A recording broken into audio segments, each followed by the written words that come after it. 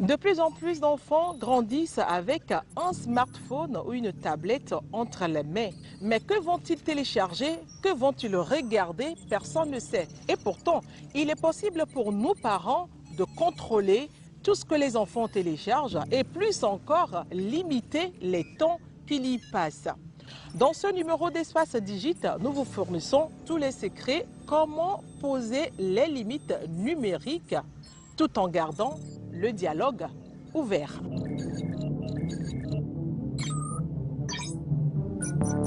Au sommaire de ce numéro, nous recevons dans le salon Digite M. Kossi Achonoglo.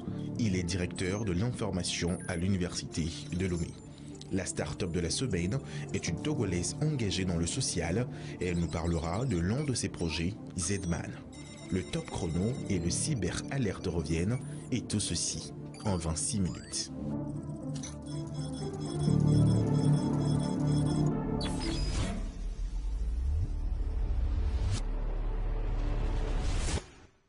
Aujourd'hui, nous sommes dans le salon Digite et nous recevons le professeur Achonoglo. Il est le directeur du système d'information à l'université de Lomé. Bonjour professeur. Bonjour monsieur Afambédi. Aujourd'hui, avec vous, nous allons aborder le thème Internet et les enfants. Donc, bienvenue encore une fois dans le salon Digite. Merci pour l'invitation. Je vous en prie. Aujourd'hui, avec vous, nous allons parler d'un thème qui touche beaucoup de parents, Internet et les enfants. Aujourd'hui, la question qu'on se pose, c'est de savoir si on va pouvoir réglementer aujourd'hui l'usage de l'Internet des enfants sans pour autant couper le lien d'apprentissage ou de divertissement. Commençons avec des chiffres simples. Selon le rapport publié par l'UNESCO en 2023, les enfants passent 3 à 5 heures de temps sur un écran. Et d'autres rapports comme celui de Common Sense Media, une grande organisation américaine qui étudie des films, chansons susceptibles d'être regardés par les enfants, environ 62% des enfants de moins de 8 ans utilisent déjà Internet régulièrement, souvent sans supervision. Alors, première question, professeur, aujourd'hui, est-ce qu'il est possible de limiter le contrôle de l'usage d'Internet des enfants dans un monde de plus en plus numérique? Il faut noter que l'utilisation d'Internet contribue à deux choses. Sur le côté positif, ça permet aux enfants aussi d'avoir de l'ouverture d'esprit. Parce qu'en regardant certaines images, ça permet de téléporter les enfants sur d'autres milieux, de faire d'autres découvertes. Quand nous allons maintenant au niveau du cours primaire, on peut regarder que ça permet aux enfants de se socialiser aussi hors de la famille, de regarder des images ou bien d'apprendre à faire certaines activités que maintenant on va voir que dans l'enseignement, même c'est intégré dans les curricula dans plusieurs pays où les enfants leur demandent d'aller faire certaines recherches. Et aussi en restant trop à l'écran, il y a des enfants aussi qui ont des problèmes d'yeux mais qui ne le disent pas. Oui. Et on va voir que ces enfants sont tellement fatigués ou bien des fois n'arrivent même pas à dormir. Donc il faudra quand même qu'on arrive à voir tous ces côtés-là lorsque nous voulons parler de l'utilisation de l'écran. Il y a des risques, mais il y a aussi des avantages pour pouvoir utiliser les écrans. Quelles sont les erreurs les plus courantes que font les parents généralement quand ils veulent limiter l'accès à Internet pour leurs enfants? En voulant limiter l'accès, moi je dirais que dans notre société, il y a deux types. Il y a des gens qui veulent complètement faire la privation. Ils ne veulent pas donner l'écran aux enfants avant d'arriver, par exemple, au lycée, à un certain âge, au niveau de ça, de notre société. Mais ces interdits ont leur revers aussi. Lorsque l'enfant est complètement coupé de ces outils et quand il va découvrir ces outils à un moment donné, il va mal les utiliser. Que de les accompagner progressivement, c'est ce que nous ne faisons pas au niveau de ça. Donc il y a certains parents qui disent qu'ils ne doivent pas avoir accès à Internet pour voir vraiment même les cours, certains éléments qu'on donne. Et on coupe directement. Et à un moment donné, l'enfant va trouver qu'il a maintenant de la liberté. Et cette liberté, elle est mal utilisée parce que là, il n'a plus de contrôle, il est au lycée, au niveau de ça. Et puis là, il n'a pas appris à savoir comment l'utiliser, comment ne pas l'utiliser. Donc il y a les interdits comme ça donnent déjà quand même des problèmes. Oui. Maintenant, il y a aussi le fait aussi qu'on peut, certains laissent les enfants complètement leur donnant l'outil, l'ordinateur, le téléphone. On a la connexion Wi-Fi à la maison au niveau de ces éléments-là. Et l'enfant peut se connecter quand même comme il veut et quand il veut. Les enfants peuvent aussi suivre d'autres personnes, des influenceurs, maintenant qu'on a beaucoup en Afrique. Beaucoup. Et ces influenceurs-là, ces influenceurs disent aux enfants, vous n'avez pas besoin d'aller à l'école avant de devenir tel, avant de devenir tel. Ce qui n'est pas réel. Étudier, c'est la clé de la réussite de la vie. Donc, ils incitent les enfants à ne pas faire ceci ou bien à ne pas faire ceci. Lorsqu'on laisse nos enfants suivre ces images, ou bien ces vidéos, ou bien suivre ces personnes-là, étant des influenceurs, demandent des abonnements, de faire tout ça. Donc, ça peut amener les enfants quand même aussi à se perdre complètement. Oui. Et ils passent maintenant hors contrôle. Il y a des risques, mais au même moment, il faut quand même voir le bon côté, le mauvais côté, comment accompagner pour que ça soit beaucoup plus utile. Comment instaurer des règles claires et bienveillantes sans que l'enfant ne se sente privé de liberté ou de confiance? Que ce soit une tablette ou bien un téléphone ou smartphone. Ouais. Lorsque vous faites la configuration maintenant des smartphones ou bien tout ça là, vous avez les parties contrôle parental.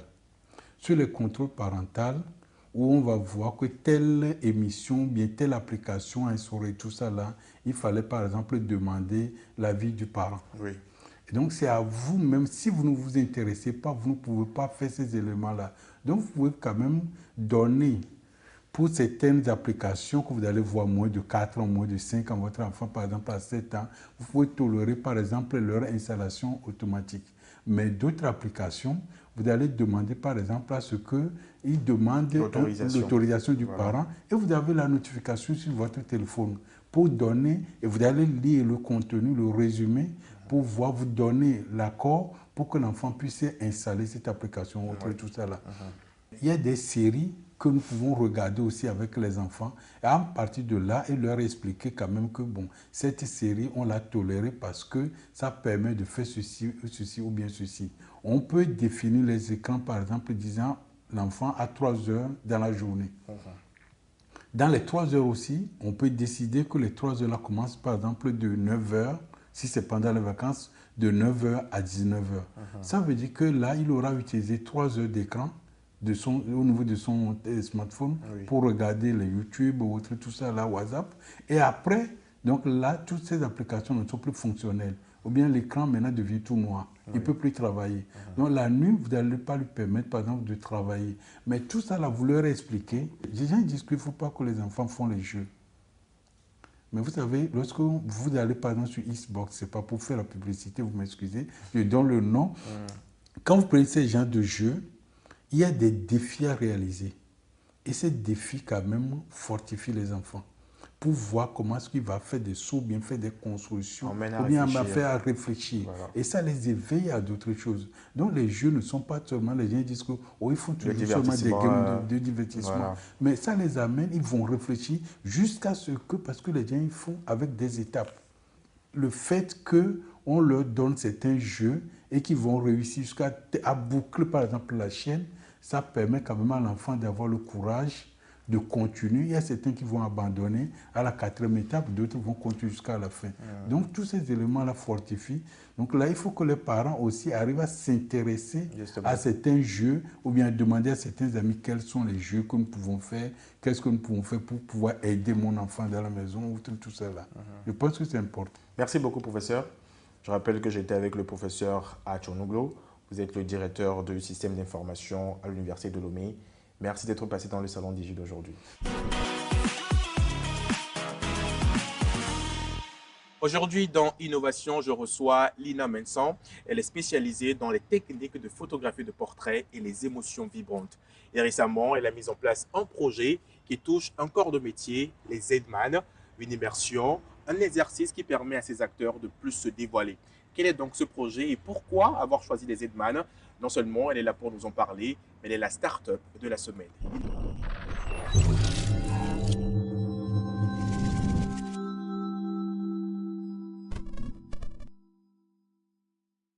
Lina Mensan, bonjour. Bonjour. Et bienvenue dans Innovation.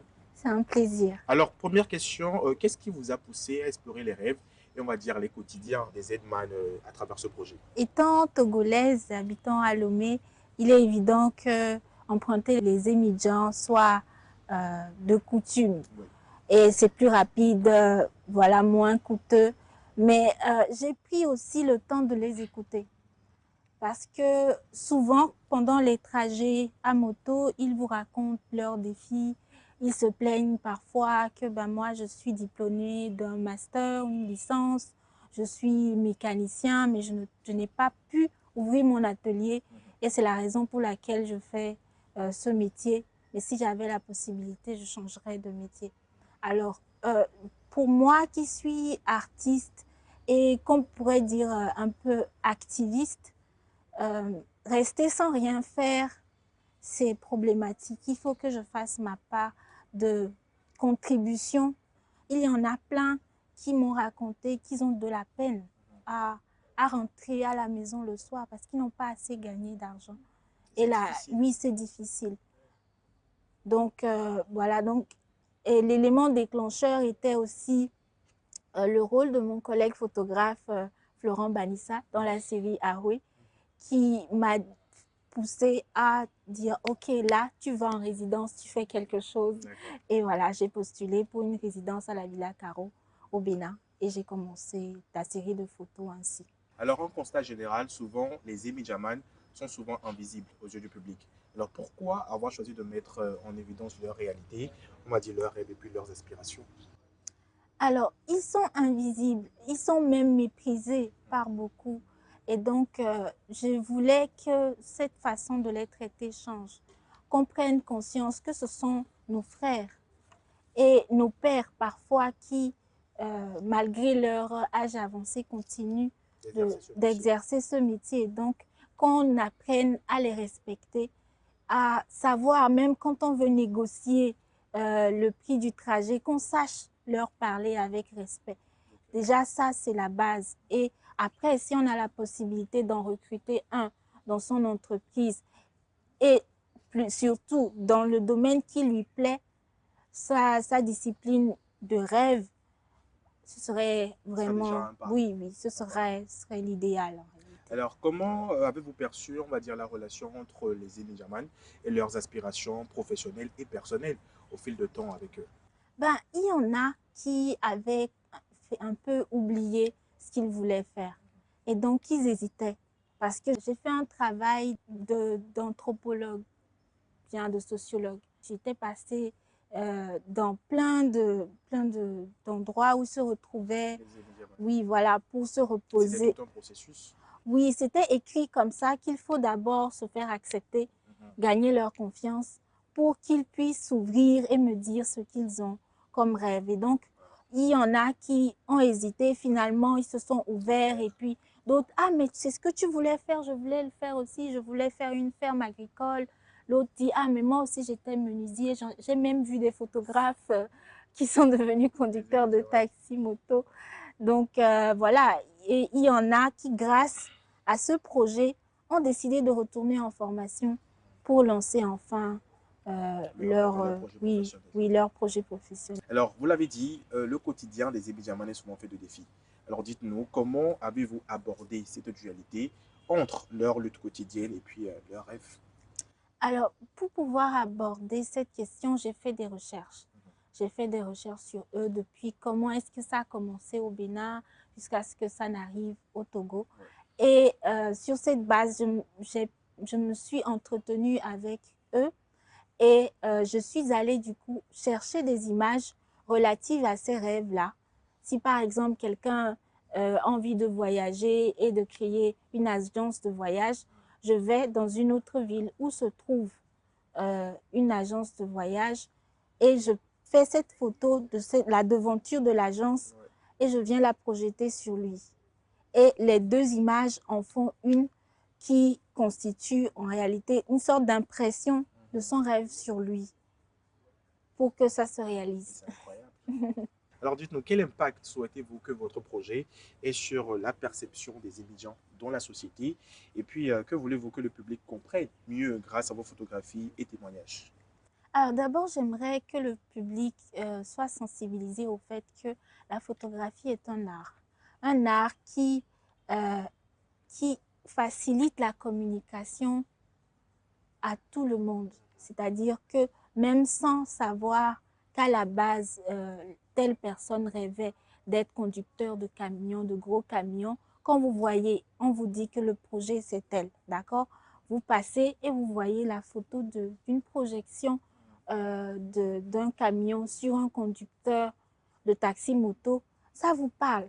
Que vous parliez chinois, Kotogoli ou Mina, vous allez comprendre. C'est une langue universelle. Voilà. Maintenant, il y a la possibilité que cette participation de ces conducteurs de taxi-moto leur ouvre les portes. Parce que j'ai leurs contacts et lorsque je ferai des ventes de ces tableaux, ils seront soutenus. Et une autre start-up est en cours de création pour créer une plateforme pour les mettre en relation avec de potentiels employeurs ou partenaires techniques et financiers. Donc, c'est un grand projet qui pourra participer même au changement de la construction de nos villes, des transports dans nos villes, dans un futur plus ou moins proche. Oui, 2050. Voilà. Bon pour ce projet et beaucoup de courage. Merci beaucoup. Je rappelle que vous êtes Lina Mensan, spécialisée dans les techniques de photographie et de portrait. Merci d'être passée dans cette émission. C'est une joie pour moi. Merci. Merci beaucoup.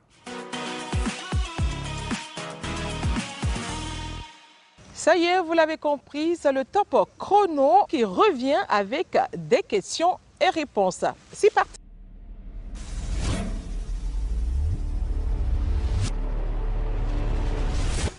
Bonjour, je suis Patrick. J'aimerais savoir comment retrouver son mot de passe après l'avoir oublié. Voici quelques étapes pour t'aider à retrouver ton mot de passe. Première étape, rendez-vous sur la page de connexion. La plupart des sites web et des services en ligne ont une option mot de passe oublié sur leur page de connexion. Clique dessus pour démarrer le processus de récupération. Deuxième étape, entre ton adresse email ou ton nom d'utilisateur.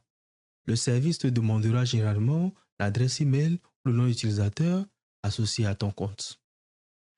Troisième étape, vérification. Tu devras peut-être vérifier ton identité par le biais d'un email de récupération, d'un numéro de téléphone ou de questions de sécurité.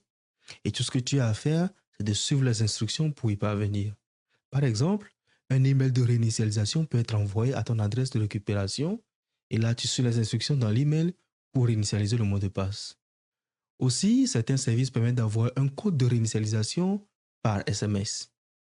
Et tu peux être invité à répondre à des questions de sécurité que tu as définies à l'avance au cours de la création de ton compte. Et la quatrième étape, c'est la réinitialisation. Tu vas donc pouvoir définir un nouveau mot de passe. Et voilà, au lieu de souffrir à te rappeler l'ancien mot de passe, tu viens de définir un nouveau mot de passe que j'espère que tu ne vas plus oublier. Et si cette option ne marche pas, ou si tu as des difficultés, n'hésite pas à contacter le service client. Il se fera un plaisir de t'aider, surtout si c'est un service payant. Une autre astuce, le gestionnaire de mots de passe. Pour éviter d'avoir à se rappeler des dizaines de mots de passe, vous pouvez utiliser un gestionnaire de mots de passe qui s'occupe de générer, sauvegarder et sur les sites, renseigner les mots de passe à votre place. Par exemple, vous avez Dashlane, Bitwarden qui sont gratuits, l'application Password gratuite sur les appareils de Apple et l'excellent OnePassword qui est payant. Vous avez aussi les passkeys qui vous permettent sur vos appareils de vous connecter à un site ou à une application en utilisant votre empreinte digitale ou la reconnaissance faciale au lieu d'avoir à rentrer un mot de passe. J'espère t'avoir répondu, Patrick. Merci et à bientôt. Nous n'allons pas clore ce numéro sans évoquer le cyber-alerte avec notre expert Malik Géraldo.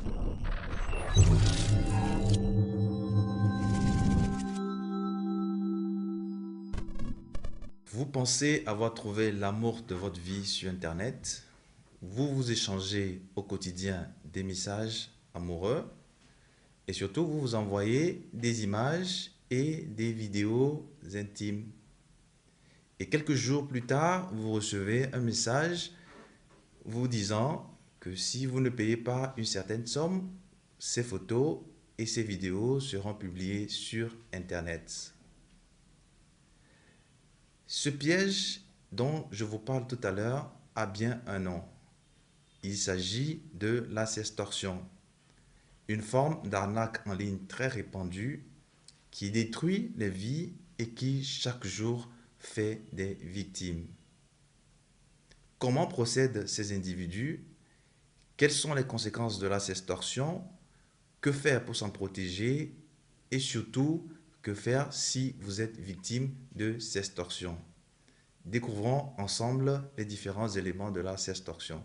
Bienvenue dans Cyber Alert.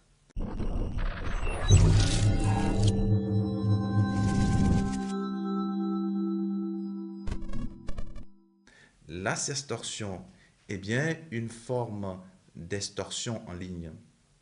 Elle consiste pour le cyberattaquant ou le cybercriminel à obtenir soit par séduction ou par piratage ou par manipulation des photos et des images intimes d'une personne, à la menacer de les diffuser, de les envoyer soit à des amis, à des proches, à des conjoints ou à les publier directement sur Internet si cette personne-là ne paie pas un certain montant ou ne cède pas à une demande bien particulière. Quels sont alors les modes opératoires de ces cybercriminels? Comment est-ce qu'ils procèdent pour extorquer des gens? Je vais vous proposer deux scénarios. Dans le premier scénario, cet individu va créer un faux profil sur un réseau social, par exemple Facebook. Il va créer un faux compte ou un faux profil. Ensuite, il va faire une demande d'amis à la victime. Et lorsque cette personne-là va accepter cette demande, il va commencer par avoir des échanges amoureux, des discussions amoureuses avec cette personne. Quelquefois même, il va demander des appels vidéo. Et généralement, ce qui se passe, c'est que c'est peut-être un homme qui est en train de réaliser l'attaque. Il va faire un appel vidéo, il va placer une femme devant la caméra. Et généralement, vous n'allez pas voir le visage de cette femme, mais cette personne vous montrera des parties intimes, vous incitant à votre tour aussi à envoyer ou à vous faire voir de façon intime. Et ce qui se passe, c'est que cet individu va récolter ces images, va récolter ces vidéos et va les garder plus tard pour vous faire chanter. Dans le second scénario, vous recevrez peut-être un lien qui vous dira que vos photos et vos vidéos se trouvent quelque part sur Internet. Cliquez pour aller voir plus. Et nous savons tous que derrière un clic peut se cacher une application qui s'installe en arrière-plan ou encore une activation de votre caméra à votre insu. Alors, quelles sont donc les conséquences de la sextorsion?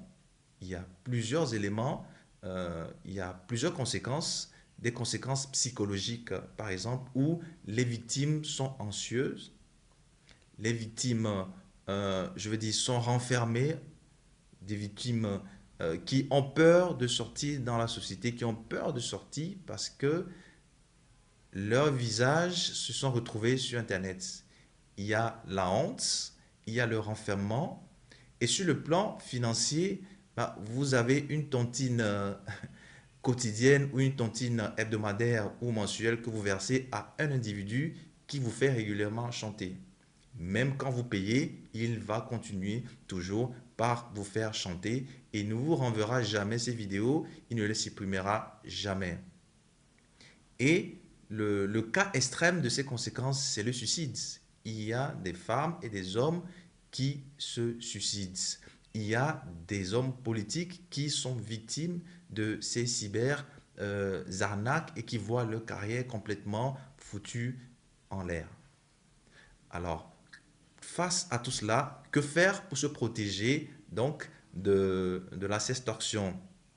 Il est très important d'éviter d'envoyer vos photos et d'envoyer vos vidéos intimes à des personnes sur Internet, même à des personnes de confiance.